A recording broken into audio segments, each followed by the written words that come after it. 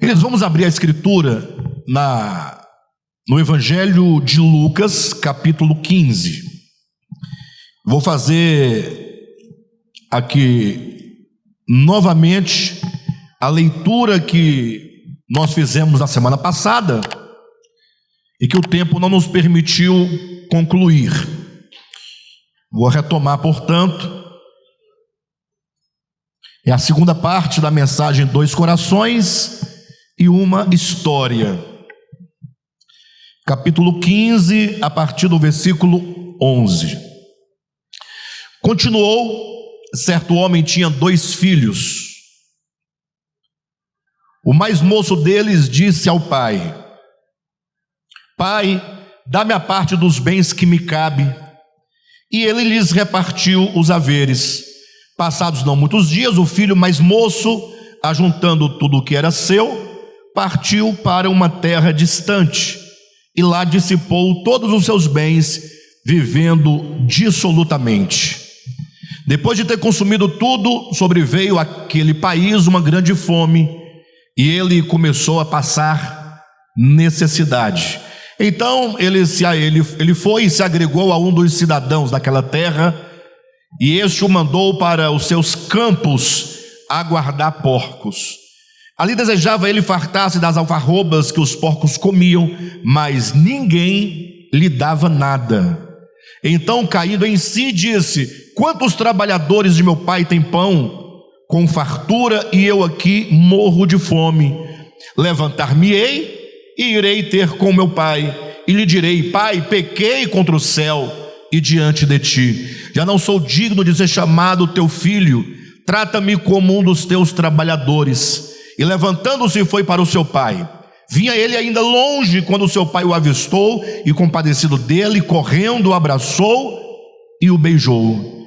E o filho lhe disse: Pai, pequei contra o céu e diante de ti. Já não sou digno de ser chamado teu filho.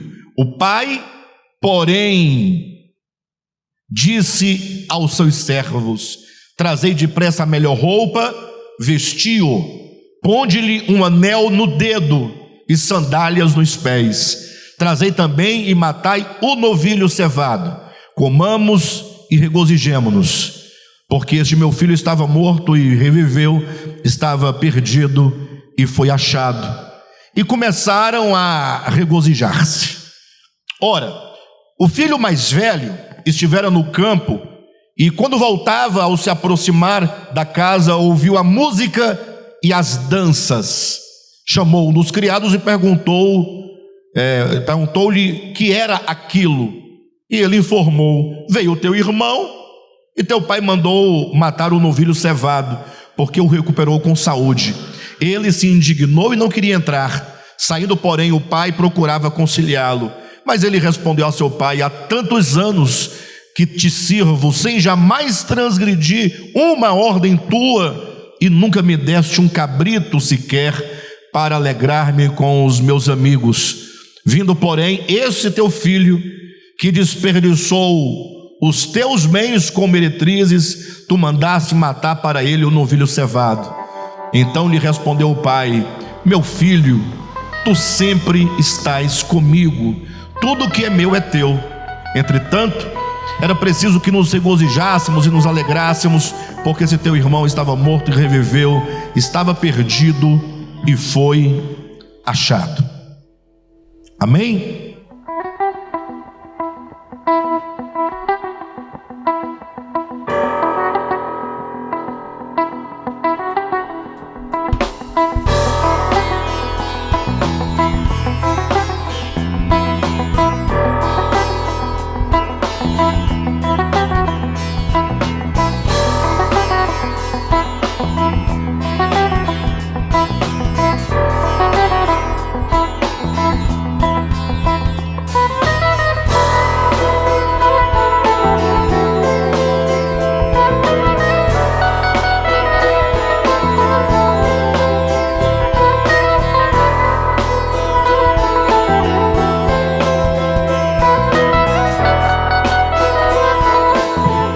Queridos, como na semana passada nós já começamos a falar acerca desta parábola, essa parábola de Jesus Cristo, que faz parte de um conjunto de 5 parábolas em Lucas capítulo 15 e capítulo 16.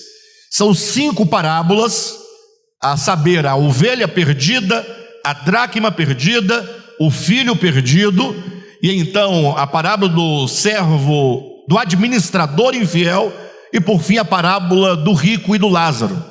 São 5 parábolas que Jesus contou com o fim de explicar uma questão que até nos dias de hoje continua sendo uma questão fundamental, porque a história não mudou. A mesma experiência que os judeus no tempo de Jesus tiveram ou tinham, nós continuamos a ter até os dias de hoje.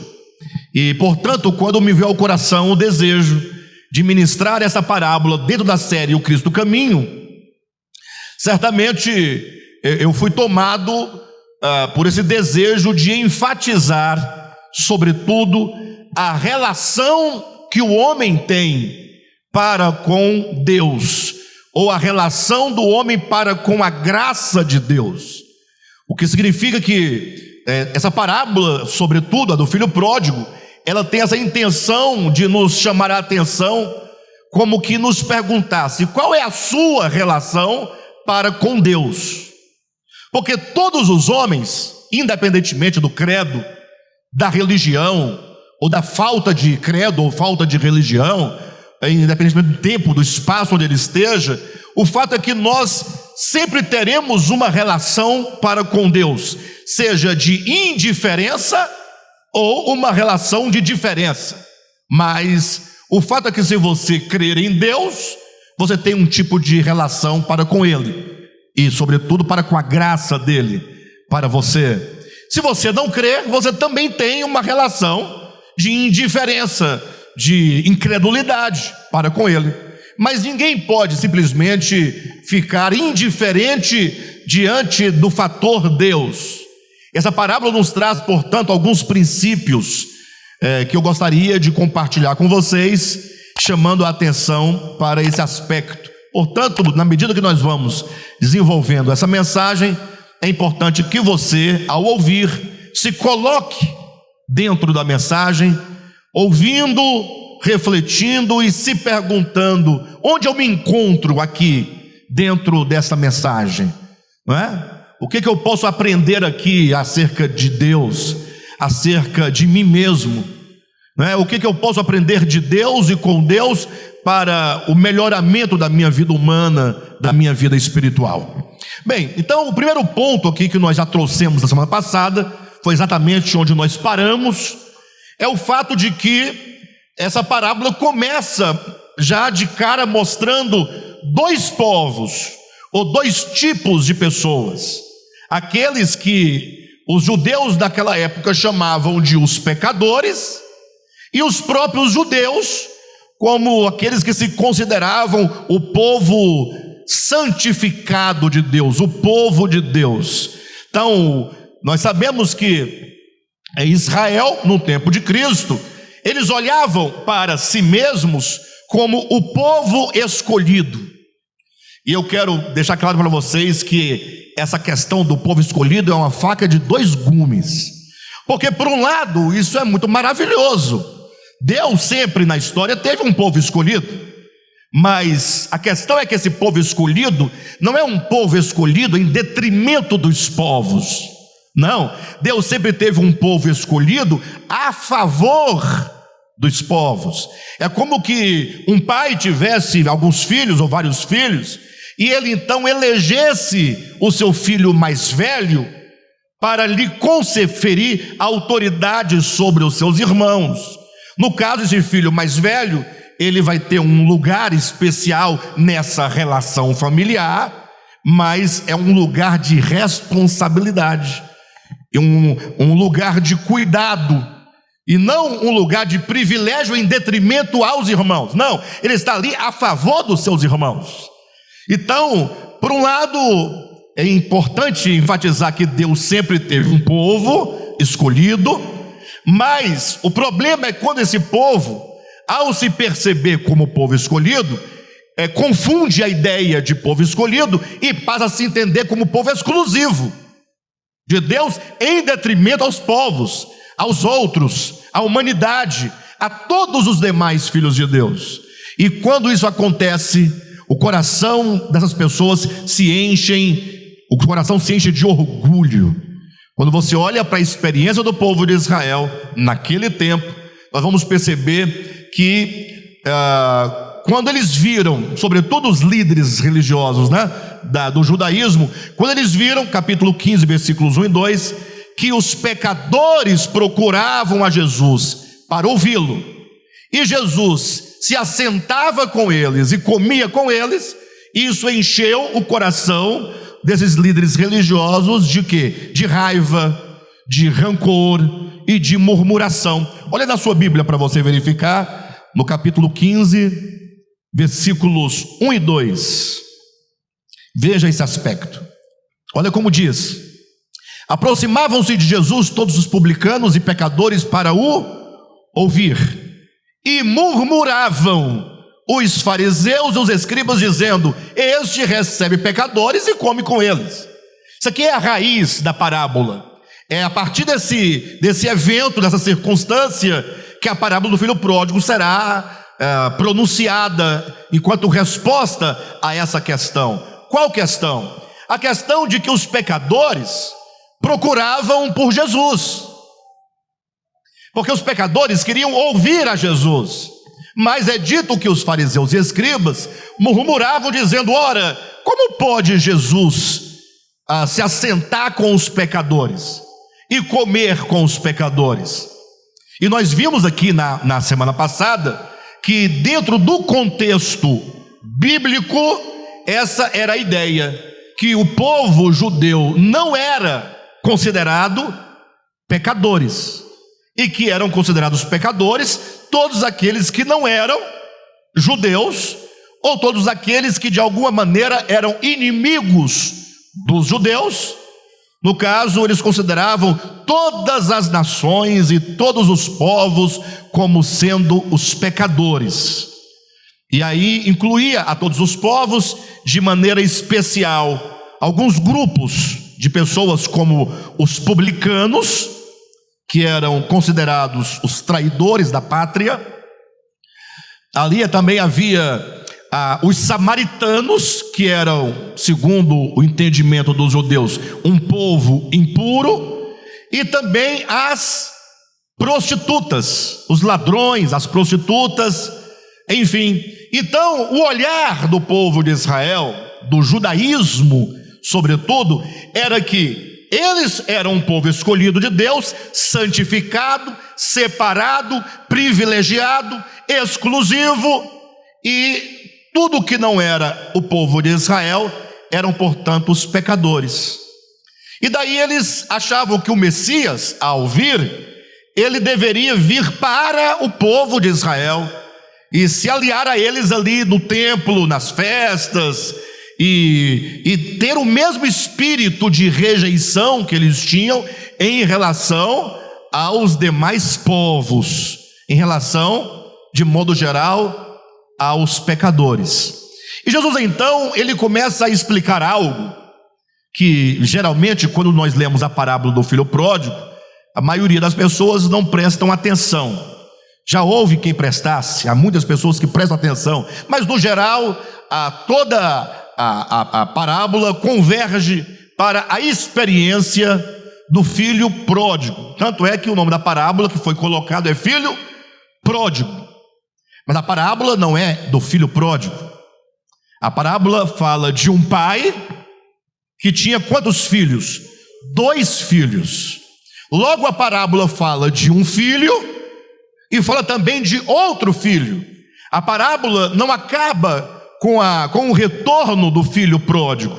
A parábola ela continua falando sobre um outro filho que estava no campo, que estava trabalhando e que ficou revoltado quando viu que o seu irmão havia retornado e o pai o recebera com alegria, né? Ou seja, seria mais ou menos assim: poxa, que o pai receba o filho que está retornando, vamos dizer que, né, Na última das hipóteses, tem que receber mesmo, né? Nós somos assim. Mas o que não pode acontecer é receber com alegria.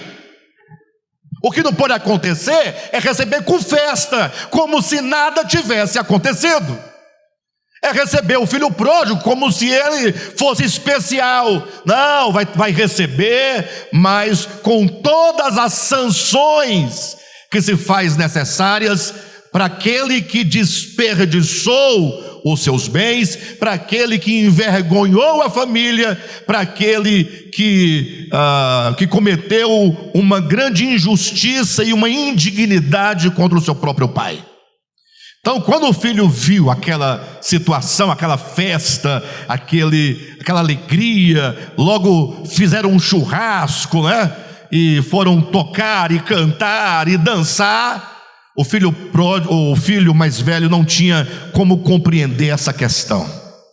Bem, vocês conhecem a parábola, eu não vou pregar a parábola como um todo. Eu quero extrair alguns princípios, mas de antemão eu queria que você pensasse uma coisa comigo. Nós encerramos na semana passada perguntando: você faz parte da assembleia dos justos ou dos pecadores? Segundo o contexto que nós estamos trabalhando, tá bom? Então, cuidado. Então, a maioria vai dizer: não, eu faço parte da assembleia dos justos. Ok, isso é bom, não é ruim. Por outro lado, o Devap já um pouco já esclarecido, não, nós somos dos pecadores mesmo. Mas será que é legal fazer parte dos pecadores mesmos? É isso que eu quero que vocês pensem nessa manhã. Porque tanto um quanto o outro são dois filhos. Eles tinham um problema em relação ao pai. Porque a convergência da parábola é o pai. A convergência da parábola é a casa do pai, é a mesa, é a comunhão, é a graça de Deus. O pai é o mesmo para ambos os filhos. O pai é o mesmo para o filho que saiu e é o mesmo para o filho que ficou. A grande questão é de que lado você está, não é? Aí a melhor resposta seria: bem, a princípio eu não quero fazer parte de nenhum dos lados. Eu não quero ser o filho que saiu, tampouco quero ser o filho que permaneceu trabalhando no campo. Eu quero ser um filho à mesa com o pai, em plena comunhão e amor, em unidade, né? Quero estar com o pai à mesa, celebrando a vida, celebrando a graça, celebrando o amor. Então, vai pensando de que lado você está. Agora, como a gente está um pouco distante da parábola aqui, toda vez que se lê um texto bíblico, fica lá na história, a gente fica tentando, né, trazer para nós, mas isso acontece todos os dias, em todas as igrejas, em todos os lugares, em todos os cultos. Hoje aqui, se você puder dar uma olhada para essa assembleia, não é? Se você puder dar uma olhada, você pode olhar se quiser. Também se não quiser, não precisa olhar não, você sabe que... Mas é bom olhar porque não é que você sabe, é porque você vai perceber que aqui dentro tem algumas pessoas,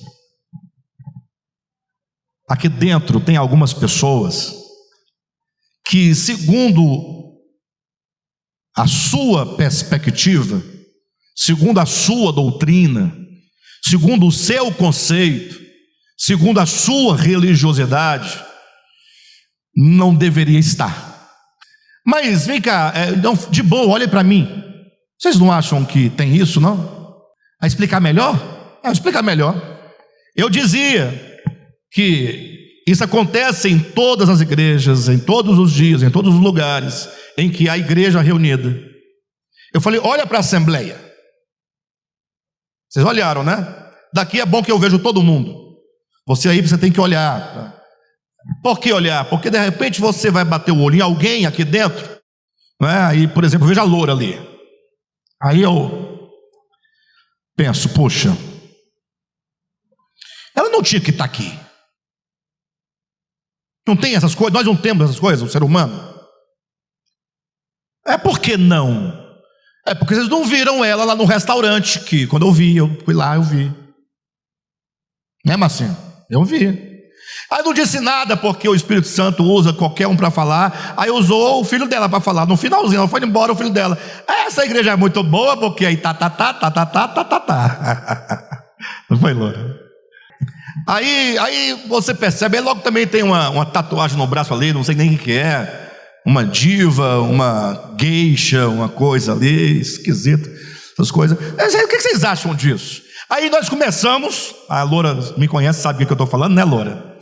Eu estou aqui dando um exemplo, poderia tomar qualquer outro exemplo. O Ian sofrendo com esse cabelo dele em algum lugar, não seria bem-vindo.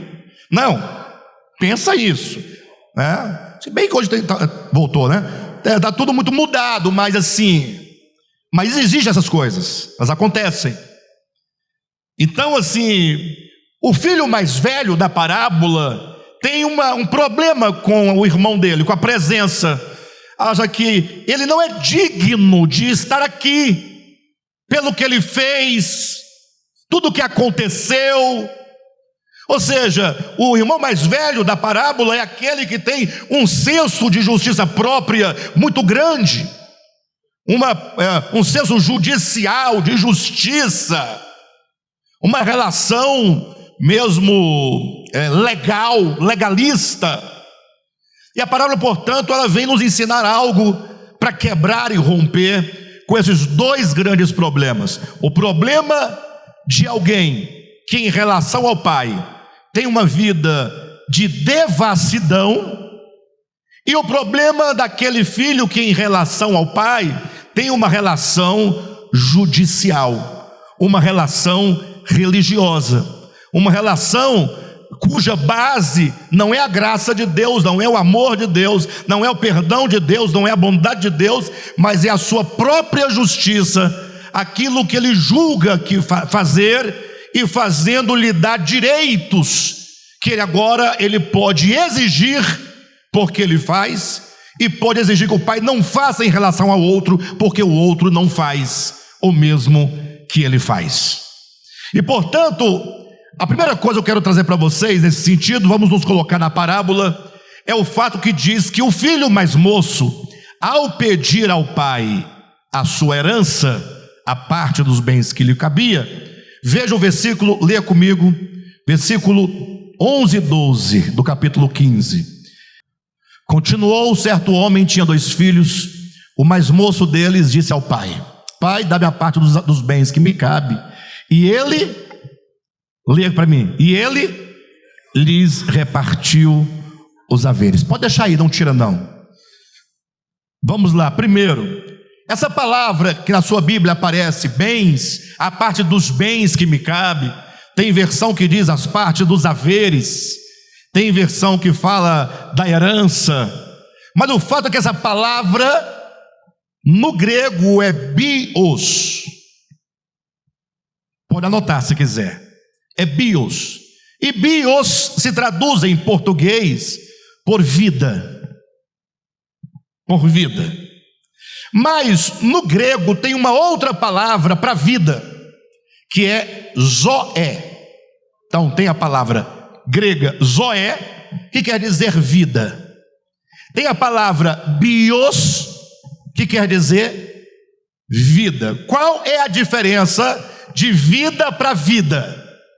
Português tem esse problema, uma língua um pouco pobre, e vida, tudo é vida, né?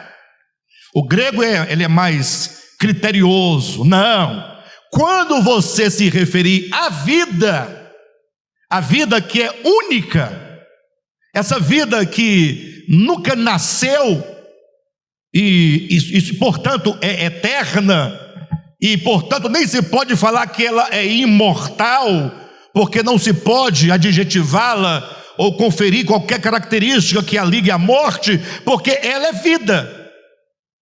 Então a vida não pode morrer. Então existe uma vida, essa vida absoluta, única. Não existe a vida do gato, a vida do cachorro, a minha vida, uma vida para a planta, uma para o mosquito. Não, existe a vida que traz à existência todas as vidas.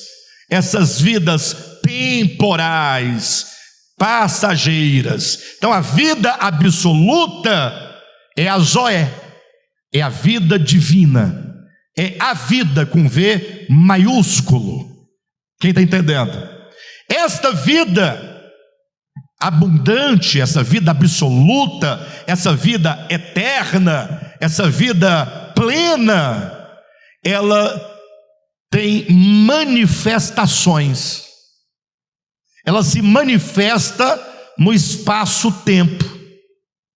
E quando ela se manifesta, logo essa vida que é eterna, ela parece ter um começo, que ela se manifesta no tempo. Então ela nasce. Então quando uma plantinha nasce, é a vida absoluta entrando na experiência temporal, espacial. E então ela tem o quê? Um começo. Um começo nessa manifestação. Quem está entendendo? Logo ela tem um percurso de tempo e aquela plantinha morre. A vida morreu? Não, a manifestação da vida plena acabou naquela existência. Então esse espaço entre nascimento e morte, que nós chamamos de vida, a minha vida, eu tenho 49 anos de vida. Essa vida, nós chamamos de vida esse período, o espaço entre nascimento e morte, chamamos de vida, porque nós não temos outra palavra. Temos, né? Mas ninguém vai entender, vai ficar toda hora perguntando, tem que explicar toda vez. Aí a gente fala, não, tá bom, eu tenho 49 anos de vida, mas deveria ser 49 anos de existência. Logo, essa vida curta, esse espaço de tempo, esse espaço entre nascimento e morte, nós chamamos de vida porque é a palavra que nós temos. Sim ou não? Deveria ser chamado de existência, mas os gregos, o que eles falam? Não, esse espaço entre nascimento e morte é a bios, é a vida existencial, é a vida manifestada. Quem está entendendo?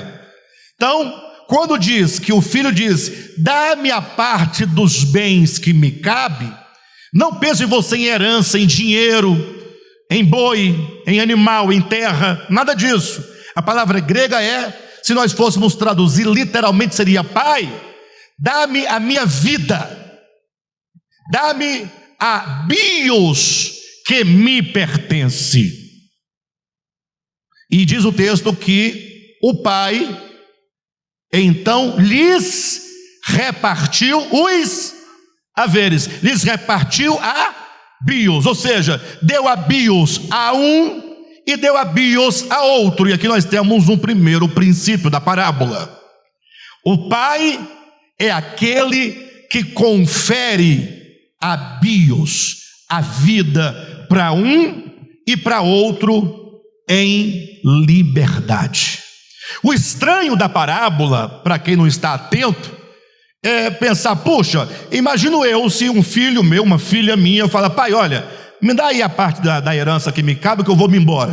O que vai acontecer? Eu vou lá, vou pegar o dinheiro, vou entregar e ela vai embora? O que vai acontecer se o seu filho chegar para você de manhã, olhar para você, falou, o negócio é o seguinte, vou-me embora, não estou afim de permanecer aqui na sua casa mais, eu quero a minha parte aí que me cabe, que eu sei dos meus direitos, eu andei estudando, e eu vou-me embora, então passa logo a grana para cá que eu estou indo embora. O que aconteceria na sua casa? Quem falou nada? Nada? A tapa. Bem, na última das hipóteses, sendo bastante generoso, eu diria que o pai iria tentar convencer o filho a não ir. Na última das hipóteses, o melhor pai do mundo, humanamente falando, ia tentar, olha meu filho, o mundo é muito perverso, olha, você vai sofrer muito, o mundo é assim, o mundo, aqui na sua casa todo mundo te compreende, o mundo não vai te entender, aqui a gente aceita seus defeitos, o mundo não aceita, o mundo é um moinho, né? como diria o Cartola, né? O mundo é um moinho, ele vai te moer, ele vai te torturar, ele vai te matar. Na última das hipóteses, eu penso isso, mas olha para a parábola, que singeleza da parábola. O mais moço deles disse ao pai: pai, dá-me a parte dos bens que me cabe. Ponto. Ele, o pai, entregou para o filho que saiu e entregou também para o filho que ficou. Esse é um detalhe que passa despercebido, o fato de que o filho que ficou também recebeu a vida, a bios. Agora a questão que se instaura é: você também recebeu a bios. Você, quando veio ao mundo, Deus te deu a sua existência, essa vida que você chama de a minha vida. A pergunta é: o que você faz da sua vida? Este é o ponto central dessa parábola. Você já parou para perceber ou para pensar que Deus, o Pai, lhe entregou a parte da vida que lhe cabe? Está com você, está nas suas mãos. Isso é graça, mas isso é sobretudo soberania. Ou seja, aquele que é o autor da vida, que é a própria vida, que é o dono da vida, ele entrega, soberanamente ele entrega e diz: está aqui a sua vida. E ele o faz, e é o mais fantástico, ele o faz nos dando plena liberdade para fazermos da nossa bios o que quisermos fazer. Alguém aqui já deu um dinheiro para alguém no trânsito? Alguém parou no semáforo, você resolveu dar R$5, R$2, sei lá, 10, 50, tem uns que dão 50. O Nivaldo só dá de 50 para cima, né, Nivaldo? Aí você fala assim: pois eu quero, a partir de hoje, ter só 50 no bolso, para dar só 50. Aí você dá, aí alguém do lado fala: rapaz, mas ele vai comprar pinga com esse dinheiro. Vai comprar aqueles carote. É carote o nome? Corote, tá vendo? Não tem nada a ver comigo, nem sei o nome. Corote, de fato e de verdade. Corote é aquela garrafinha, aquela gordinha, né? Mas ele vai comprar corote. Já me falaram isso muitas vezes: Alexandre, não faça isso não.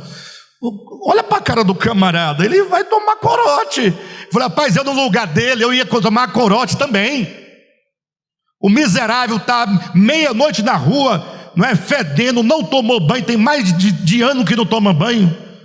Aquele calor, todo suado, sujo, fedendo, doente, com fome, drogado, totalmente perdido, mergulhado num poço de pecado, no poço de fraqueza, não consegue reagir, porque ele é um cativo, é um escravo.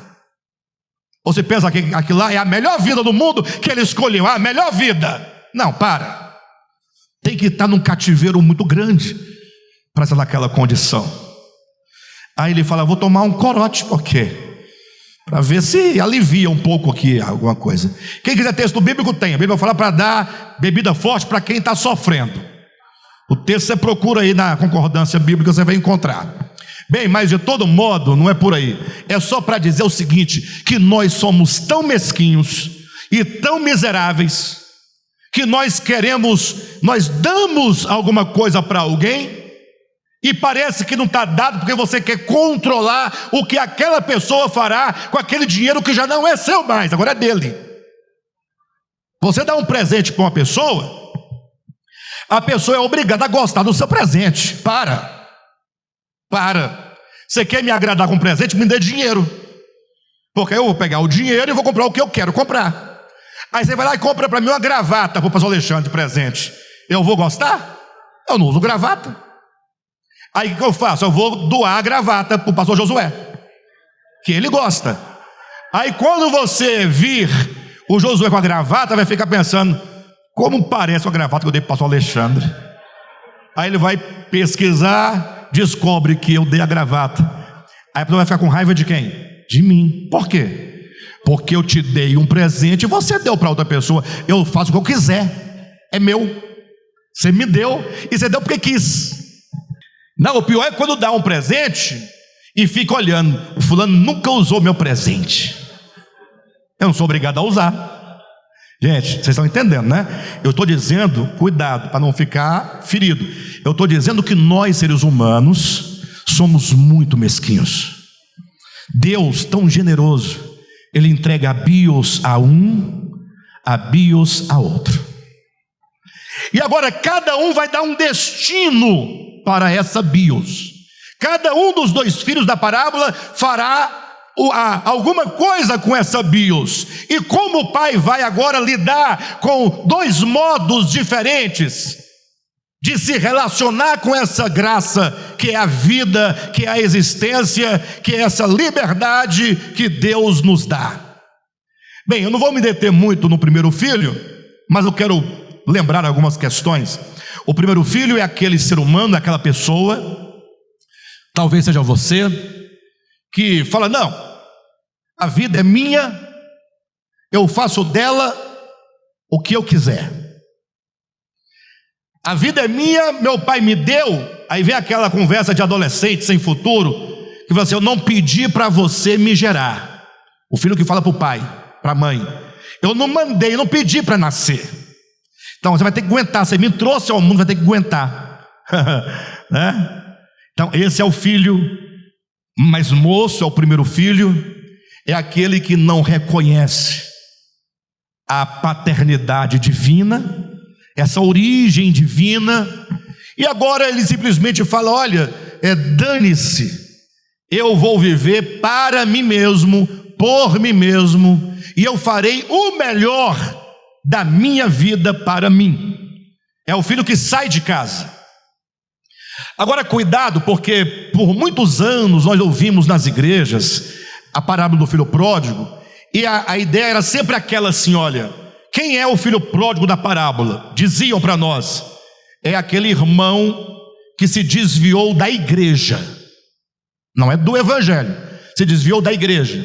Aquele irmão que estava lá, batizou na igreja, cresceu, aí deu uma hora, começou a faltar o culto de oração, porque começa a faltar oração, né? Depois começa a faltar o culto de estudo, e depois, por último, quando começa a faltar os domingos, já sabe que já começou a tomar uma cervejinha. Alguém já viu ele numa rodinha de amigos tomando uma cervejinha gelada? Desviar, não vai para a igreja mais, acabou, não acabou. Vai fumar um cigarro, vai dançar uma música, vai, que mais? Namorar à vontade, que não podia, né? Estava travado, agora vai poder, né? Ficar mais à vontade com as meninas e vice-versa, e o pau quebra. Aí diziam que esse era o desviado. Aí quando ele se cansava do mundo, aí ele ia à igreja novamente, ouvia a mensagem, o pastor fazia o apelo. Quando ele se reconciliava, é o filho pródigo que voltou. Essa é a interpretação convencional que se dá a parábola, mas está todo mundo vendo que não tem nada a ver, porque o contexto da parábola não é esse. Essa ideia de igreja, sair da igreja, voltar para a igreja, não havia no texto bíblico, no contexto bíblico. A ideia lá é outra. Então, você pode ser o filho pródigo, portanto. Quem é o filho pródigo? É aquele camarada, pode ser você, pode ser eu, pode ser qualquer pessoa, crente, descrente, não importa, essa não é a ideia. É o ser humano que pensa mais do que convém acerca de si mesmo e, portanto, se acha no direito de ignorar a Deus. Ou seja, a vida é minha, eu vivo minha vida, eu decido minha vida, Deus não tem nada a ver com isso, dane-se, ele nem existe, e se existe também é indiferente. Então é aquela pessoa que se auto-impõe enquanto existência, como se toda a sua existência dependesse dele. Então ele acha que ele realiza isso porque ele tem inteligência, porque ele tem força, porque ele tem saúde, porque ele tem habilidade, porque ele tem dinheiro, porque ele tem isso, porque ele tem aquilo outro. É um coração cheio de orgulho, de presunção. Logo, a ideia de Deus para essa pessoa é nula. Ou seja, na sua breve existência tem lugar para tudo, menos para Deus. Deus é uma coisa totalmente dispensável. Quem está entendendo? Dispensável. Agora, o grande problema é que ele é filho, né? Ele se esqueceu disso. O ser humano se esquece que ele é filho. Por mais que o homem ignore a Deus como o primeiro filho, por mais que ele esteja nem aí para Deus, o fato é que ele é filho, e portanto ele carrega dentro de si um vazio que só Deus, só a paternidade divina poderá produzir. Não é sem razão que você vai ler a Bíblia, né? Quem começa a ler a Bíblia lá de Gênesis, vai subindo, aí você vai encontrar em todo o Antigo Testamento o Deus de Israel, Deus de Abraão, Deus de Isaac, El Shaddai, o Deus da guerra, Deus é minha bandeira, Deus é isso, Deus é aquilo outro. E é uma angústia, porque é complicado, né? Deus se mostra com muitos nomes, mas todos nomes muito imperativos. A gente recua um pouco diante do Deus conforme falado no Antigo Testamento. Não vem falar para mim que você lida bem, que não lida, porque ele está sempre com a espada no seu pescoço, sempre uma ameaça, sempre uma fumaça saindo de trás dele, está sempre a terra tremendo, o fogo caindo, ursa comendo gente, meio complicado. Aí o Cristo de Deus se faz carne, se faz homem, e um dia falam para ele assim: como é que nós devemos orar? Poxa, que coisa, né? Pergunta boa. Como é que eu me aproximo de Deus? É muito complicado falar com Ele. Não é simples falar com Deus, vocês não acham? Deus, puxa, né? Mais aquele que vem do Antigo Testamento, com o Deus dos exércitos, ó, o Deus dos exércitos, Deus da guerra.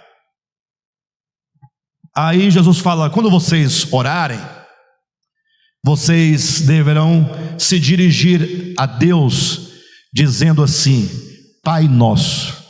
É isso, é Pai.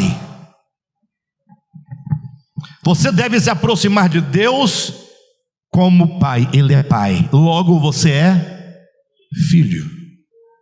Então isso é verdadeiro. Nós somos filhos de Deus, e portanto essa filiação que nós temos e a paternidade dele para conosco é um vínculo orgânico e necessário. Quem tem pai presente na sua existência, o filho que cresceu com pai amoroso, carinhoso, que cuida, que supre, sabe mais ou menos o que estamos falando. Aquele que por alguma desventura não teve o pai presente, teve um pai que aparecia em vez em quando, ia lá, deixava um dinheirinho, dava uma bronca e ia embora, sabe um pouco mais, porque a falta do pai nos faz perceber a importância. Então é o filho que sabe que é filho, mas que sabe que tem uma falta. E aquele que nunca conheceu seu pai e vê que todo mundo tem um pai, e que também ele tem, mas ele nunca viu, não sabe quem é, não sabe onde mora, não sabe se está vivo, não sabe de nada, esse vazio é muito maior ainda. A pessoa, a vida dela, a existência toda é encontrar, primeiro saber o nome, poxa, é uma coisa que está ali.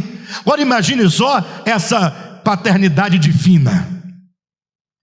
Existem laços orgânicos de pai e filho que nos unem. E o filho que ignora, portanto, o pai, que é o primeiro filho da parábola, ele ignorava isso, mas a Bíblia diz o quê? O que diz a parábola? Que ele foi, e quando ele começa na força, na energia, né, da sua saída, a sua bios, os seus bens, a sua herança, a sua existência muito forte, muito poderosa, ele não foi percebendo esse problema ainda, mas aí ele foi dissipando os seus bens, ele foi dissipando a vida, ele foi vivendo a vida exageradamente, dando à sua existência tudo o que seus olhos viam e pediam, vivendo, dane-se, até que chega o momento, e eu particularmente creio que todos esses que um dia estão nesta condição, um dia eles chegarão na terra distante. Entenda a terra distante enquanto um distanciamento do Pai, e quando as energias da juventude vão passando e vão se acabando, ele vai percebendo que não é bem assim as coisas não são bem assim, só que ele é orgulhoso, e agora não tem como voltar, não, é bobagem, então eu vou trabalhar, e eu vou me sustentar, e eu vou resolver esses problemas. No final ele era um estrangeiro. Interessante que ele estava numa terra distante, numa terra estranha. Ele era um estrangeiro naquela cidade. Por quê? Porque ele não é de lá. Organicamente, em natureza, ele não é daquela terra. E então ele só conseguiu cuidar de porcos, e queria comer a comida dos porcos, e não lhe era permitido. Eles não lhes davam a comida dos porcos. É aquele momento de crise existencial em que esse vazio da filiação divina, da paternidade divina, que não está sendo preenchida relacionalmente, acontece de ele se lembrar do Pai. Eu creio, portanto, que um dia todos os homens vão chegar ao ponto de falar: puxa vida, que loucura foi essa que eu cometi, de viver ignorando a fonte da minha existência.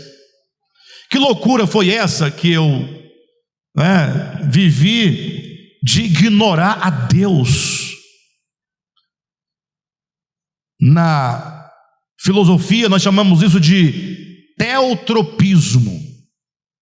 O que é o tropismo? O tropismo é a ideia de que as plantas, ou algumas delas, ou a maioria delas, elas tendem a se voltar em direção ao sol, porque elas precisam do sol para a sua existência. Então a tendência da planta se voltar em busca e na direção do sol se chama tropismo. Não, tropismo. A planta se chama tropismo. Perfeito? Então, os homens também têm dentro de si essa força que, por fim, o fará voltar-se para Deus. E essa força se chama teotropismo. Então, já foi o tempo em que eu me preocupava com as almas. Não que hoje eu não me preocupe mais. O problema é que antes eu achava que se eu não pregasse para elas, se eu não fizesse aquilo, elas iam perecer para o inferno. A culpa era minha. O que significa que não é que nós não devamos pregar, mas que você tem que saber que a obra de conversão é divina, não é sua. Você fala, você ensina, não tem problema. Mas nós descansamos no fato de que mais cedo ou mais tarde aquela alma voltará a sua face para Deus. Até porque não tem como não voltar. É o caso do filho pródigo. Agora, a grande questão é que agora, nesse retorno, poxa, ele volta todo esculhambado. Ele desperdiçou a vida. E nós sabemos da história dele, né? Sabemos a história do outro. Imagine só que agora, quando o filho pródigo retorna, ele está todo esculhambado. Perdeu toda a sua vida, seus dons, seus talentos, sua força, sua energia. Agora, por quê? Nós, sabendo de tudo isso, sendo orientados, nós vamos deixar para voltarmos para Deus, depois de termos desperdiçado o melhor que Deus nos deu? Por que não entregar o nosso melhor para Ele agora? Você é jovem. Eu dizia que eu era velho, né? Mas nós somos jovens, nesse sentido da palavra. Você tem energia. Aí o que você faz com sua energia? Você está dissipando ou você está investindo? Lembra da parábola dos talentos? Que o Senhor, ele entregou 5 talentos para um, 2 para um outro e 1 para outra pessoa. 3 servos, cada um tinha uma porção. Qual é a ideia dos talentos? Não é que você tem que multiplicá-lo? E quando o Senhor voltar para prestar contas, fala assim: olha, Senhor, aqui estão os 5 talentos, e com esses 5 eu consegui fazer mais 5. Olha que coisa bonita, coisa produtiva. E isso acontece na vida prática, porque infelizmente a igreja novamente diz que os 10 talentos, eles chamam de 10 talentos, né? Mas tudo bem. Trata daquela pessoa que canta bem, a Andréia. Cadê a Andréia? Ela seria um talento. Aí ela também, digamos, é uma boa enfermeira, aí já é um segundo talento, né? Seria essas coisas que... Mas o fato é que os talentos não são talentos nesse sentido. É a vida. É você. Você vem ao mundo. E o que você faz da sua existência? Para que você existe? Se você veio ao mundo apenas para você, e você quer tudo do melhor para você, e dane-se o mundo, dane-se o cosmos, dane-se a criação, dane-se a humanidade, dane-se os homens, você não serve para nada. Esse é o problema que Jesus está tratando constantemente. Por que o cara da parábola lá, que não multiplicou nada, só escondeu o talento, ele foi reprovado? Porque Deus te trouxe ao mundo, te dando uma capacidade, a sua existência, enquanto tudo aquilo que você é, que você possui, que você recebeu, sua energia, sua força, sua inteligência, seus dons naturais, seus estudos, seu trabalho, tudo é divino. Então, por que não canalizar tudo isso para a glória de Deus, para Deus? O filho pródigo, ele é o esbanjador. Ele faz de tudo isso apenas um meio de gozar da própria existência, com muita indiferença em relação a Deus, em relação aos homens. Quando ele volta todo destruído, todo acabado. É aquela pessoa que vai voltar-se para o Senhor, sim, mas às vezes quando voltar não tem mais nada para dar, pelo menos aqui nesse espaço em que nós vivemos, né? Depois eu não sei, mas aqui não. Mas Deus é tão bom que Ele recebe a todo filho que volta de verdade para Ele. Mas o outro filho, e aqui está a grande questão, ele tem uma vida diferente. Ele recebeu também a bios, e ele entendeu melhor do que o primeiro, a bios. Ele entendeu que ele é um servo. Ele entendeu que ele é um servo. Ele entendeu que ele estava na casa do pai, mas ele considerava o pai um senhor. e logo considerava a si mesmo como um servo, um doulos, um empregado, um escravo. Está certo ou está errado? Eu não sei bem. Eu poderia dizer que existe esse aspecto do servo, do serviço a Deus, senhor servo, senhor escravo. Existe, obviamente, não podemos negar. Mas se você lê os evangelhos com bastante atenção, você vai ver Jesus sempre nos chamando a atenção para uma relação de amizade. O próprio Jesus, num dado momento, no capítulo 15 de João, ele falou assim: olha, eu já não mais falo para vocês por metáforas, eu falo agora claramente, porque vocês são agora os meus amigos. Ele falou: já não vos chamo servos, mas eu vos chamo de amigos, porque aos amigos nós falamos todas as coisas. Então, o texto que foi lido essa manhã, no início da mensagem, diz assim: olha, eis que eu estou à porta e bato. Agora, o interessante, vale a pena relembrar, é que esse texto, Apocalipse 3:20, é um texto em que expressa palavras de Jesus para a sua igreja, não é para o mundo. É Jesus falando à igreja de Laodiceia: eis que eu estou à porta e bato. Estamos falando do filho mais velho, o que via Deus como Senhor e a si mesmo como servo. Eis que eu estou à porta e bato.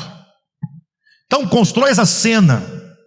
Aí é tudo metáfora, tá, irmãos? Tudo simbólico. Mas que metáfora rica. Existe uma casa, você está dentro de casa, e tem alguém, no caso ali é Jesus, à porta, batendo a porta. Olha que imagem fantástica. Ele quer entrar na sua casa, na sua bios.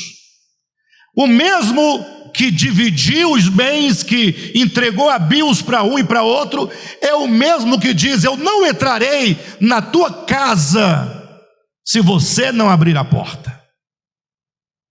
Estranho, né? Eu metia logo a pesada para cima, derrubava logo a porta, e se achar ruim eu tacava num tacho de fogo eternamente. Não é assim que a gente pensa? Não fomos instruídos assim?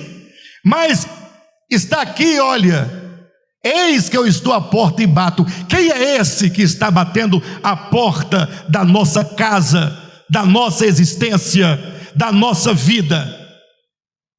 É aquele de quem é dito: no princípio era o Verbo estava com Deus, e o Verbo era Deus. É esse que está batendo a porta.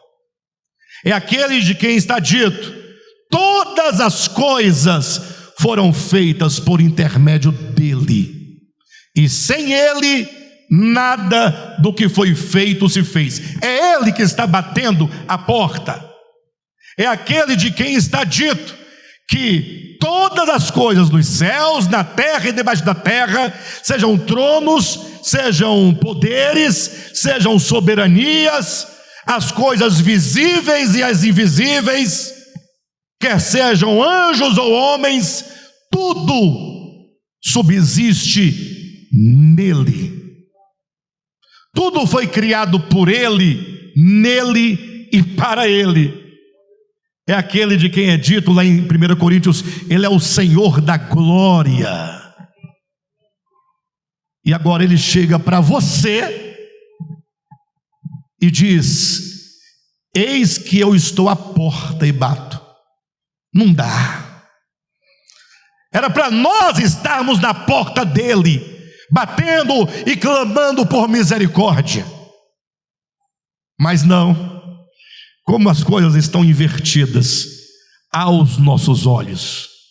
Porque para ele bater a porta dessa bios que você é, ou possui, que ele próprio lhe deu, para ele é a coisa mais normal. Para o amor, não existe essa ideia de eu bater na porta do fulano, não. Somos nós, miseráveis, é que falamos: não, minha filha, eu tenho vergonha na cara. Eu procurar fulano? Não. Orgulhosos.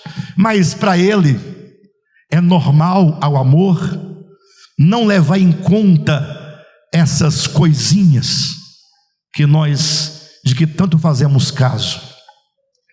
Eis que estou à porta e bato. Olha a ideia: se alguém ouvir a minha voz e abrir a porta, quem é que vai abrir a porta? Quem vai abrir a porta? Quem ouvir a voz. Boa percepção.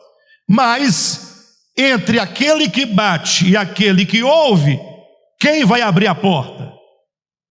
Quem está pelo lado de dentro, ou seja, você. Se alguém ouvir a minha voz e abrir a porta, eu entrarei. Isso é Apocalipse, pessoal. Eu entrarei em sua casa. E o que vai acontecer? O que vai acontecer? Qual é o objetivo divino? O que ele deseja? Ele quer estabelecer uma mesa.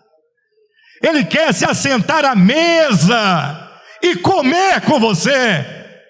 E é uma ceia. Cearei com ele e ele comigo. Tem um camarada aí na internet fazendo muito sucesso. Ele vende uns cursos aí, né? Aí teve um camarada que comprou o curso dele, R$15 mil, um curso. Bem, só teria direito ao melhor que estava por vir quem faz parte do curso. Ou seja, você paga 15 para a partir de então ter alguns privilégios. Fechou? Você não entrar nos 15, você não tem chance. Aí o camarada comprou um curso de 15 mil. E agora, porque ele fazia parte do curso e pagou 15 mil, ele podia comprar um almoço com o palestrante. R$5 mil o almoço. Quem está entendendo? É um privilégio. Uai, quem não está no curso não pode almoçar com o camarada. Quem está entendendo? Quem está no curso, pagou 15 para estar no curso, tem o privilégio de almoçar com o camarada, pagando mais 5 mil.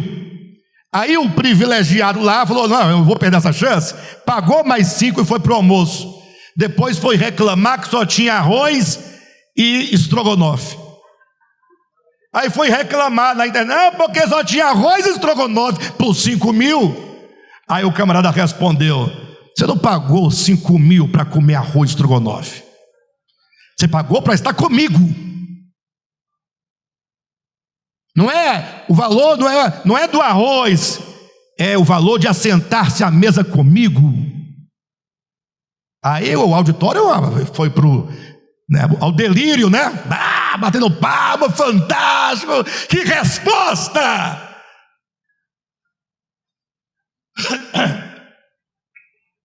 Outro dia ele vendeu uma chave por 150 mil.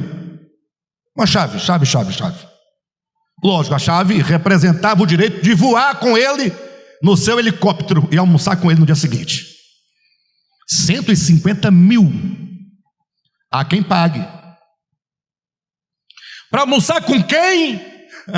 E voar de helicóptero com quem? Aí agora vem Jesus e diz: olha, ele está insistindo com você. Não tem 15 mil, não tem 5 mil, não tem estrogonofe. Ele quer entrar na sua casa. E olha como ele coloca a relação no mesmo tamanho nosso, entrarei em sua casa e eu cearei com ele. Mas não seremos nós que vamos cear com ele? Ou não? Quem vai cear com quem? Se você vai à minha casa, você vai cear comigo? Ou eu vou cear com você? Vai pensando nas ideias que nós temos. Jesus fala: entrarei em sua casa e eu cearei com ele, e ele ceará comigo. A mesa é o lugar da comunhão. Tudo à mesa é comum. Ele é Senhor, lógico. Mas ele não é como os homens que quando sobe um degrau, pisa o outro. Olha como nós fomos mal criados no sentido do entendimento acerca de Deus. O filho mais velho era esse, que estava na casa do pai, mas desenvolvia com o pai uma relação legalista, de negócio, mercantil. Por isso, quando ele chegou, que ele viu o seu irmão recebendo uma festa depois do que aconteceu, é lógico que a mente desse camarada não pode pensar diferente. Por que você também pensa igual o filho mais velho pensa? Por que você julga as pessoas que não fazem o que você faz? Por que nós julgamos aqueles que não fazem o que nós fazemos? Por que nós julgamos as pessoas que não são tão boas como nós, tão honestas como nós, tão íntegras como nós? Por quê?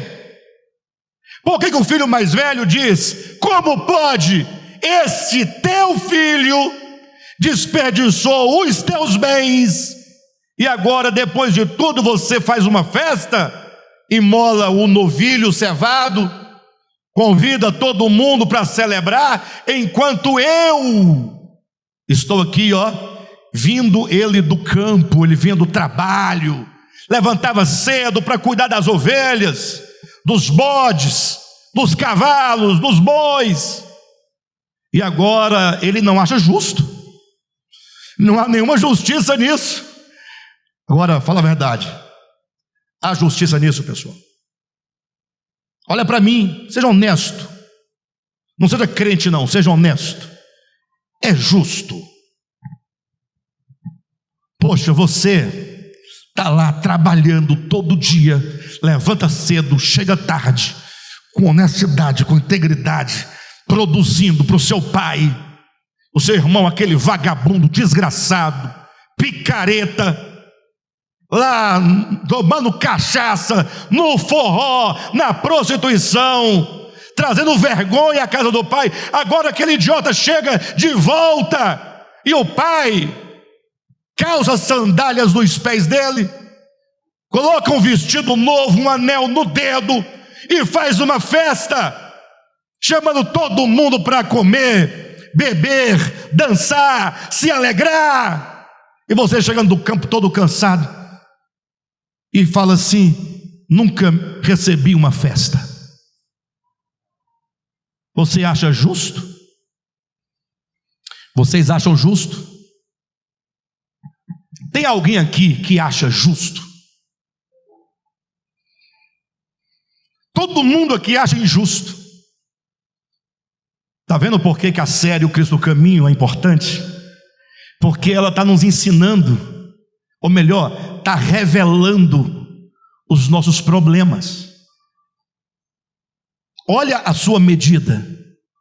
Você nunca imaginou que você fosse o filho mais velho, né? Mas está aí, você é.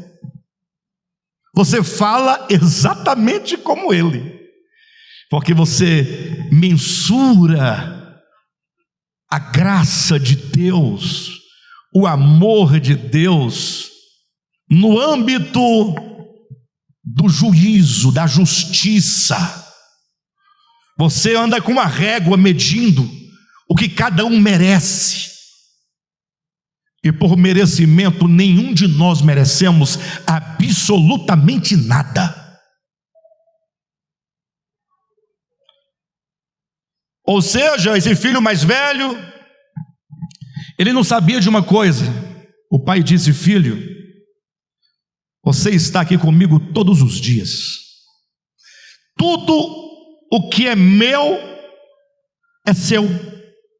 Ele não sabia disso. Em outras palavras, filho, deixa de lado essa sua relação para comigo de empregado. E isso não é diferente também na mente do filho mais moço, que voltando para casa dizia: na casa do meu pai até os empregados comem, por isso pedirei, receba-me pelo menos como um dos teus empregados. Essa é a mente do devasso, filho pródigo, e do servo, filho mais velho. Essa ideia de trabalho, de recompensa, de justiça, de trabalhadores. Mas no final o pai disse: não, filho, vocês são recebidos na minha casa como filhos. O lugar do filho é a mesa. Agora, cuidado, porque a ênfase que nós estamos dando, a parábola está dando, é do pai em relação a filhos. Mas não significa que não exista o aspecto do servo. Existe, não vai por aí.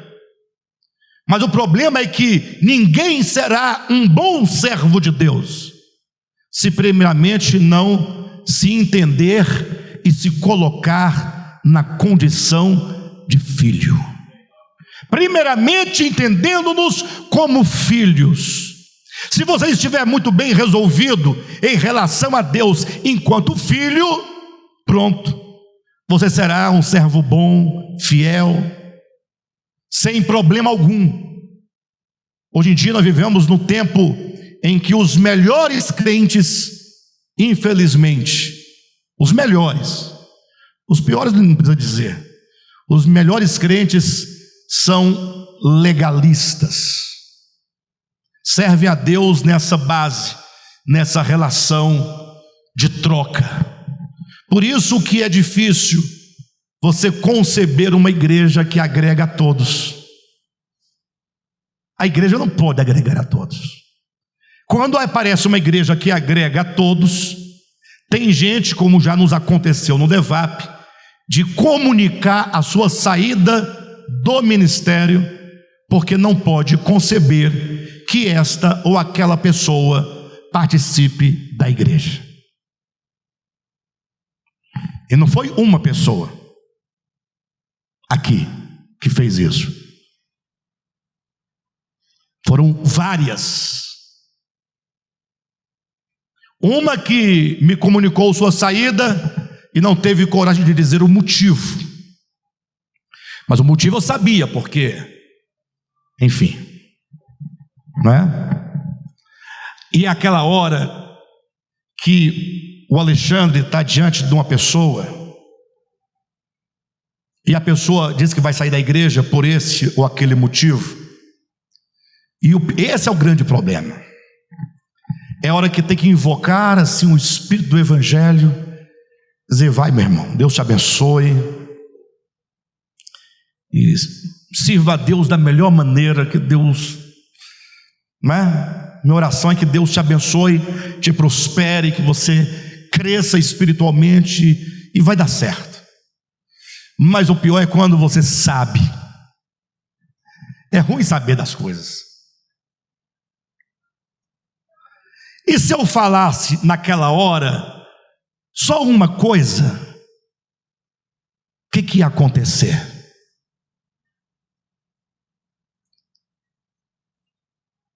Gravíssimo. Gravíssimo. E eu olhar e ter uma vontade de falar assim: você não pode permanecer por isso, mas fazer isso pode. Tacar-se na cara, sabe? É o anti-evangelho, né? Deus estava em Cristo, não reconciliando consigo o mundo, mas jogando na cara os seus pecados e imputando-lhes as suas transgressões. Seria isso. Mas aí o que nos faz descansar, nós homens, né? É que a gente sabe que a pessoa sabe mais do que você sabe acerca do que se sabe. E vai ficar assim, e no final, lá vai acontecer.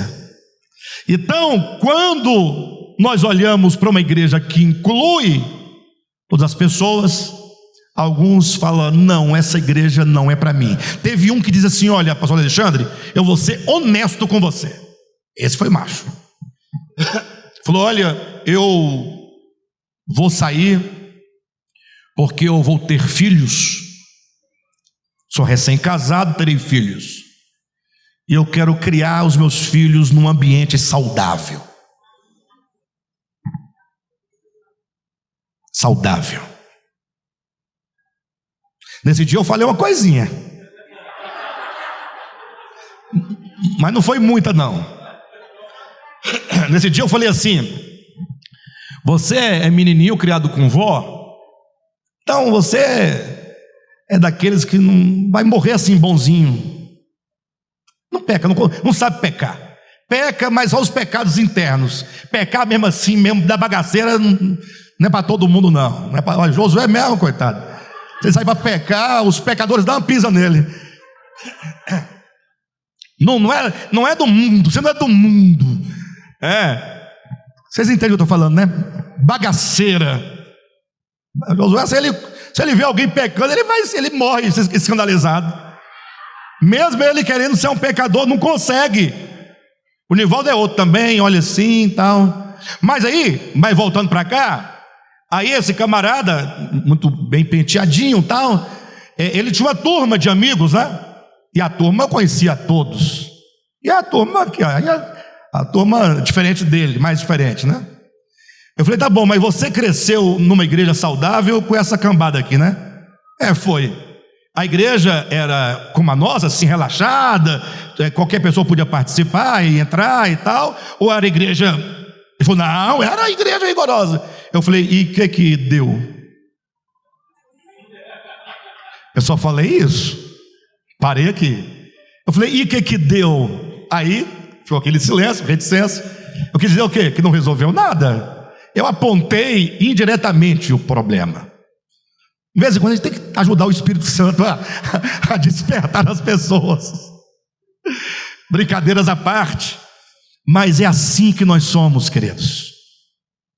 No dia que você entender que você é fruto única e exclusivamente da graça, e somente da graça de Deus, nunca mais você vai olhar para ninguém e vai perceber qualquer coisa. Você vai ver só um ser humano que, igual a você, carece da graça de Deus. Esse é o nosso sonho, um dia poder olhar para as pessoas e ver pessoas, só pessoas. Porque se Deus olha para nós e nos vê como pessoas, e Ele se dá gratuitamente em amor, sem nenhum tipo de barganha, nenhum tipo de negócio, nenhuma acusação, por quê? Que nós temos que estar no lugar de Senhor para julgar aqueles a quem nós julgamos que devam ser julgados por nós. Então, o filho mais velho e o filho mais moço, ambos precisavam conhecer a Deus como Pai e precisavam desenvolver uma relação de amor com o Pai e uma relação de comunhão. Eu espero que depois de hoje, todos nós possamos nos aproximar de Deus como Pai e possamos usufruir das riquezas do Pai, sem a usurpação do filho mais moço e sem a abstinência do filho mais velho, porque tinha uma relação mercantil com seu pai. Mas entender que tudo o que é de Deus é nosso. E tudo o que nós temos é de Deus. E tudo o que nós somos é de Deus. Por fim, Deus é tudo em todos. Amém?